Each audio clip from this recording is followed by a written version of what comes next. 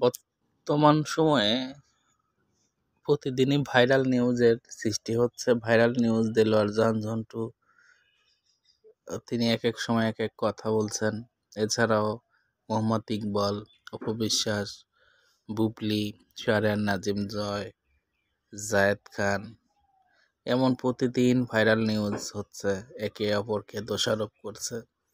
আসলে সকল কিছুর ঊর্ধ্বে বাংলা চলচ্চিত্রে যাকে নিয়ে সবচেয়ে বেশি আলোচনা হয় তিনি হচ্ছেন সুপারস্টার হিরো শাকিব খান। তিনি ভারতে প্যান ইন্ডিয়ান মুভি থেকে শুরু করে বাংলায় লোকাল প্রোডাকশনে যে প্রোডাকশনে কাজ করুক না কেন তাকে নিয়ে আলোচনা সমালোচনা, তার লুক নিয়ে কথাবার্তা, কন্ট্রোভার্সি সবসময় চলেই আছে।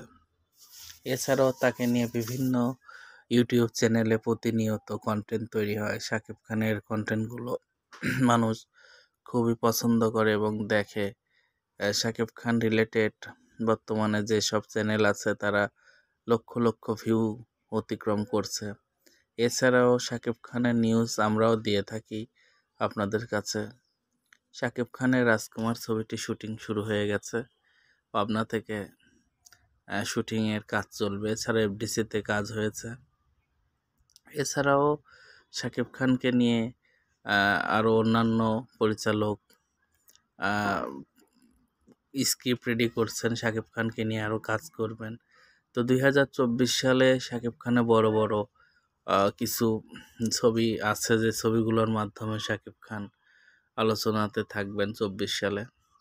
তিনি 23 সালের শেষের দিকে এসে রাজকুমার এবং রায়হান রাফির তুফান ছবির মহরতের মাধ্যমে তিনি বাংলা চলচ্চিত্রের জানান দেন তিনি ফুরিয়ে যান নাই, তিনি আছেন, তিনি থাকবেন। বাংলা চলচ্চিত্রের সবসময়ই তাকে নিয়ে আলোচনা হবেই। শাকিব খান যেখানে আলোচনা সেখানে জায়েদ খান ডিগবাজি দিয়ে বর্তমানে আলোচনায় আছেন।